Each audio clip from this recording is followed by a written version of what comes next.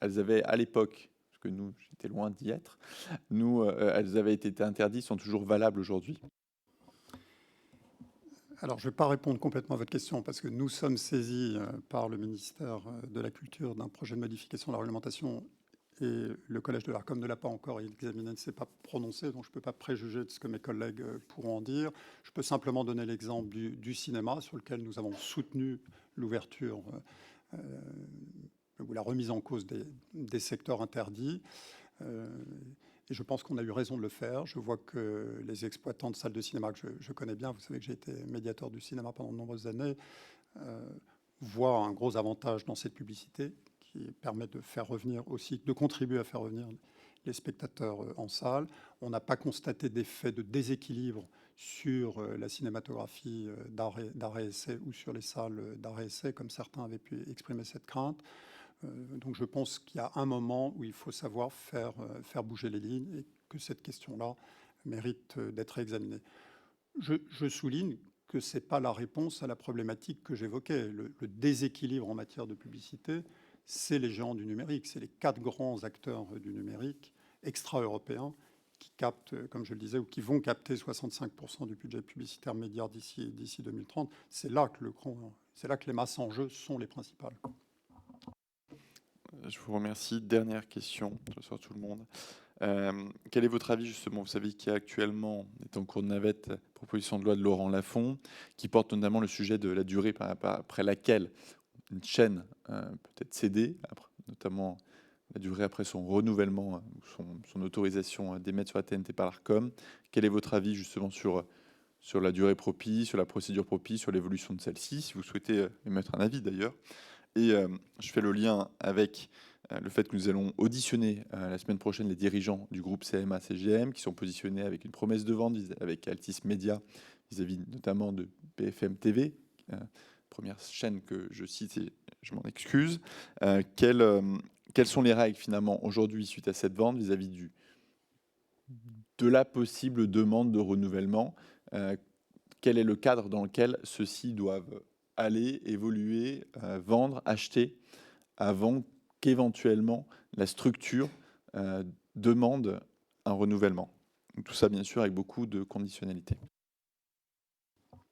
Donc, là aussi, vous comprendrez que je sois prudent dans mon expression, mais je peux, en tout cas devant votre commission, rappeler très clairement les règles dont les groupes concernés sont bien évidemment informés.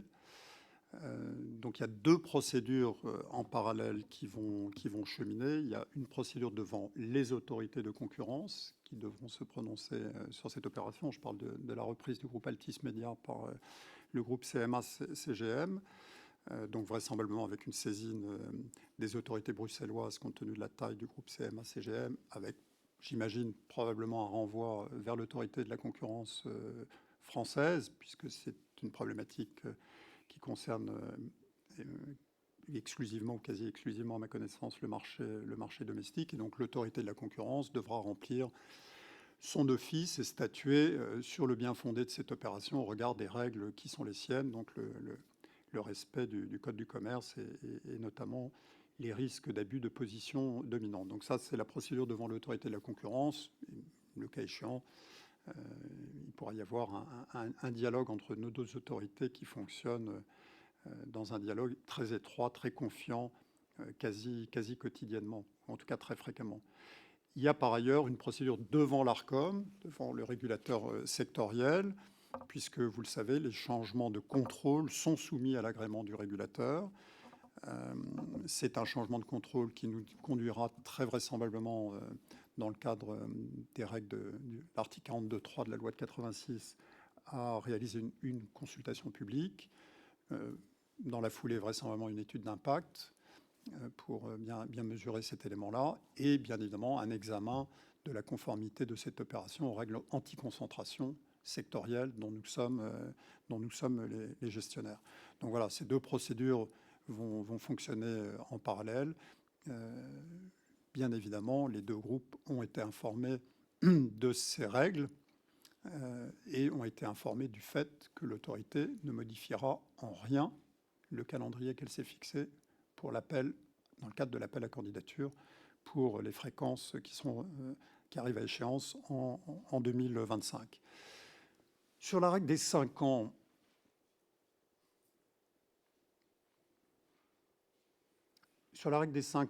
vous savez que c'est une règle qui a été adoptée à l'issue d'un dossier que votre commission connaît bien, puisque la question a été évoquée à de nombreuses reprises ici. Vous avez entendu mes prédécesseurs, vous avez entendu le député Rogemont qui avait présidé une commission d'enquête sur le sujet. Et donc le législateur, à l'époque, à la suite de ce dossier, a adopté un dispositif d'une double nature, en réalité. Donc un dispositif réglementaire qui est d'imposer cette règle des 5 ans, donc rendant impossible le changement de contrôle dans les 5 ans qui suivent le renouvellement d'une autorisation, et d'autre part un dispositif fiscal. Ma conviction, c'est que la bonne réponse est fiscale. Et que je pense que la bonne réponse, c'est une taxation de plus-value vraiment dissuasive, j'allais dire confiscatoire. Je pense que c'est ça la bonne réponse, plus que la réponse sur les 5 ans. Alors, je comprends ce qu'a été l'intention du législateur à l'époque, à l'égard d'un nouvel entrant, de vouloir éviter qu'un nouvel entrant ne rentre dans une logique de nature spéculative. Je trouve que la situation est quand même différente par rapport à des groupes historiques qui sont inscrits dans le paysage depuis extrêmement longtemps, dont l'autorisation arrive à échéance, qui peuvent ou ne pas être renouvelés, mais voilà. Et je pense que dans le paysage tel qu'il existe, bloquer durablement un actionnaire au sein d'un groupe comporte aussi de très gros inconvénients. Ça pose, surtout dans la phase d'extrême concurrence que les groupes connaissent aujourd'hui, dans la phase de redéfinition des stratégies pour s'adapter à cet environnement, avoir un actionnaire qui ne souhaite qu'une chose, c'est partir, et qui donc ne peut pas porter pleinement un projet de management destiné à adapter l'entreprise, comporte des inconvénients. Et de ce point de vue-là, donc je comprends le sens de la proposition que vous évoquiez, qui a été adoptée par le Sénat. Je ne sais pas quel sera son sort à l'Assemblée nationale. Là, je sors de ma condition. Mais en tout cas, je comprends le sens de cette évolution. Je vous remercie, c'est très clair. Et effectivement, pour expliquer aussi à nos collègues ce point-là, lorsqu'un groupe effectivement a plusieurs chaînes en son sein, que ces chaînes n'ont pas le même calendrier de renouvellement par l'Arcom, de fait, à chaque fois, ça repousse vis-à-vis de ce groupe ce délai d'évolution de la prise de contrôle, ce qui peut parfois les reporter à de nombreuses années sans fin, et ça peut créer effectivement les problèmes que vous avez cités. Je donne immédiatement la parole à monsieur le rapporteur. Je remercie tous nos collègues pour leur patience, mais c'est une audition effectivement importante puisqu'elle, je ne vais pas dire qu'elle clôt, mais en tout cas, elle participe à une forme de fin de travaux d'audition. Et c'est aussi le résultat de l'ensemble des auditions et des nombreuses heures passées précédemment. Monsieur le rapporteur, vous avez la parole. Merci, Monsieur le Président. Merci, Monsieur Mestre, de vos réponses. Tout d'abord, une observation. Vous avez précisé que l'Arcom nous avait communiqué de très nombreux documents. Je vous en remercie. Effectivement, c'est le cas. Nous sommes en train de faire de la plongée dans ces archives. En revanche, et peut-être qu'il y a eu un problème technique, le questionnaire n'a pas encore eu de réponse écrite. Donc, voilà, il faudra nous transmettre les réponses écrites. Et le cas échéant, d'ailleurs, je pense que certaines questions complémentaires vous seront transmises.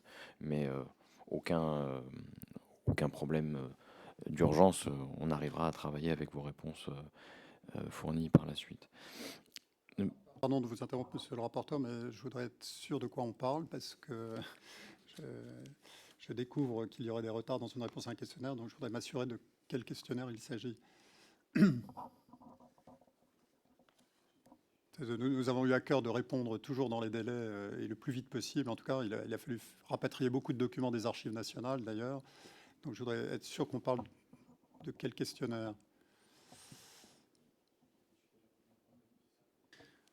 Apparemment, ce serait celui qui ferait suite à la première audition du 14 décembre. Et il est vrai qu'à la fin de chaque audition, on précise aux auditionnés qu'il faut nous transmettre assez rapidement le questionnaire suite à l'audition de manière écrite. Donc ce serait le questionnaire qui faisait suite à la réunion du 14 décembre et que vous aviez reçu donc avant le 14 décembre. Bon, quoi qu'il en soit, ça n'est absolument pas considéré comme une marque de mauvaise volonté ou que sais-je. La communication des documents que vous avions demandé